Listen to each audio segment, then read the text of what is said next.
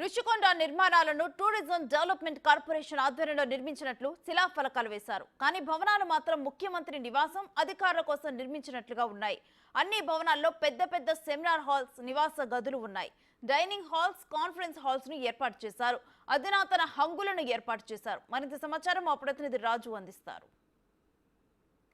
ఏదైనా ప్రభుత్వ భవనాలు కానీ ప్రభుత్వ కార్యక్రమాలు కానీ ఏది ప్రారంభోత్సవాలు జరిగినా శంకుస్థాపనలు జరిగినా కూడా ఖచ్చితంగా మీడియా అనే వాళ్ళని అలౌ చేస్తారు, చూపిస్తారు. కానీ మీడియాకి కనీసం సమాచారం కూడా ఇవ్వకుండా అత్యంత గోప్యంగా రహస్యంగా రిషికొండ మీద ఉన్నటువంటి భవనాలను టూరిజం మంత్రి రోజా, ఇతర అంటే వైవి సుబ్బారెడ్డి వీళ్ళ ఆధ్వర్యంలో వీటినైతే ప్రారంభోత్సవాలు జరిగాయి. ఇదంతా అత్యంత రహస్యం. కేవలం డిపిఆర్ఓ దగ్గర నుంచి ఫోటోలు మాత్రమే వచ్చాయి. కానీ దీనికి మొదటి నుంచి కూడా సీఎం ఇప్పుడు ముఖ్యంగా చూస్తే చంద్రబాబు సీఎం అయిన తర్వాత దీన్ని ఓపెన్ చేశారు. కానీ అంటే గతంలో జగన్మోహన్ రెడ్డి ముఖ్యమంత్రిగా ఉన్నటువంటి సమయంలో ఇక్కడే అంటే రెండోసారి కనుక నేను సీఎంగా గెలిస్తే విశాఖని రాజధానిగా చేసుకుంటాను, ఇక్కడి నుంచి పరిపాలన మొదలు పెడతాను అని చెప్పినటువంటి పరిస్థితి ఉంది. సీఎంగా జగన్మోహన్ రెడ్డి రెండోసారి అధికారంలోకి వచ్చుంటే రిషికొండ మీద ఉన్నటువంటి భవనాలని మీద నుంచి ఆ పరిపాలన తను కొనసాగిస్తే ఈ భవనాలన్నీ కూడా సీఎంఓ కార్యాలయము, అదేవిధంగా సీఎం నివాస స్థలంగా ఉండేది. కానీ ఇది అంటే ఆ ప్రజల్ని తప్పుదోవ పట్టించడానికి, మసిబుసి మారేడుకాయ చేయడానికి, అవినీతి కూడా చేయడానికి అవకాశం ఉన్నటువంటి దాన్ని చాలా స్పష్టంగా ఇక్కడ ఉన్నటువంటి శిలాఫలకాన్ని కానీ మనం చూస్తే ఆంధ్రప్రదేశ్ టూరిజం డెవలప్మెంట్ కార్పొరేషన్ ఏపీడీటీసీ. అసలు నిజంగా ఇది ఏంటంటే ప్రచారం ఒకలాగాను ఇక్కడ వీటిని ఈ నిర్మాణాలు కనుక చూస్తే ఇది టూరిజానికి ఖచ్చితంగా అయితే ఎందుకు పనికిరాదు. Inaugurated by Shrimati R K Roja, honourable tourism minister.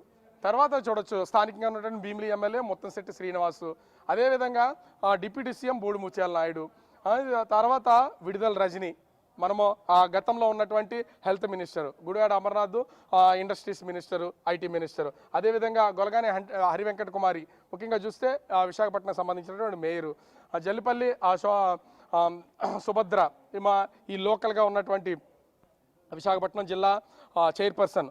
ముఖ్యంగా చూస్తే ఇక్కడ కూడా చూడొచ్చు chairman and board of directors వీళ్ళకి సంబంధించి అంటే ముఖ్యంగా ఏపీడీటీసీ చైర్పర్సన్ డాక్టర్ వీరప్రసాద్ రెడ్డి, వీళ్ళకి వరప్రసాద్ రెడ్డి, వీళ్ళకి సంబంధించినటువంటి ఆ పేర్లతోనూ మొత్తం అంతా కూడా ఇక్కడ డేటా ఇచ్చినటువంటి పరిస్థితి అయితే ఉంది. అంటే దీన్ని టూరిజం శాఖకు సంబంధించినటువంటి భవంతులుగా నిర్మాణం చేపట్టారు.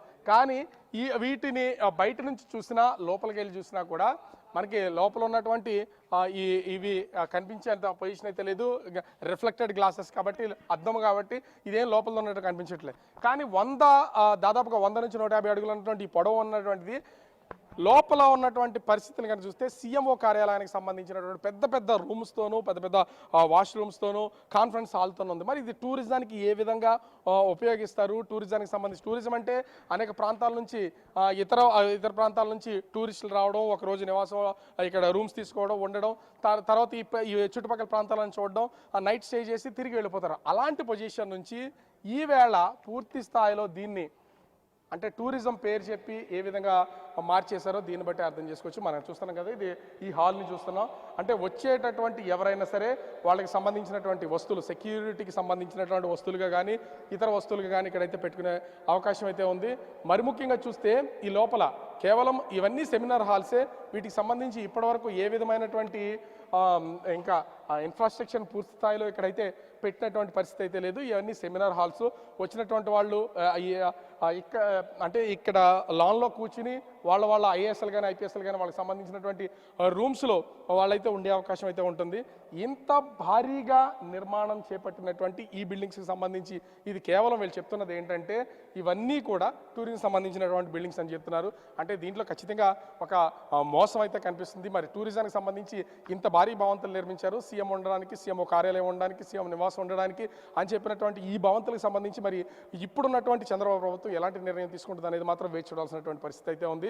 కానీ దీన్ని టూరిజానికి యూజ్ చేస్తే ఎంత అంటే ప్రతిరోజు ఒక రూమ్లో ఒక్కరు స్టే చేస్తేనే దాదాపు 50,000 రూపాయలకి రెంట్ చెల్లాల్సి, అంతటి వాళ్ళని ఏ దేశం నుంచి ఇక్కడికి తీసుకొచ్చి ఈ టూరిజానికి పర్పస్కి మరి వాడాలనుకున్నారో అర్థం కానటువంటి పరిస్థితి. కానీ ఇనాగ్రేషన్ చేసినటువంటి వాళ్ళ పేర్లు చూస్తే మాత్రం ఇది టూరిజం డిపార్ట్మెంట్కి సంబంధించినటువంటి బిల్డింగ్స్ అని పైకి ఒక కలరింగ్ ఇచ్చారు. కానీ నిర్మాణాలు మాత్రం అత్యాధునికమైనటువంటి వాటితో నిర్మాణం చేపించి పైకి మసిబూసి మారేడుకాయ చేసే ప్రయత్నం చేశారు. మరి ఇప్పుడున్నటువంటి చంద్రబాబు ప్రభుత్వం ఎట్లాంటి నిర్ణయం తీసుకుంటారు? ఉంటుంది. ఈ భవంతులను ఈ వేటికి యూజ్ చేస్తారు, ఎలా యూజ్ చేసి ఈ 500 కోట్ల రూపాయలని రికవర్ చేస్తారని మాత్రం వేచి చూడాల్సినటువంటి పరిస్థితి అయితే ఉంది. కెమెరామెన్ మురళితో రాజు, బిగ్ టీవీ, రిషికొండ, విశాఖపట్నం.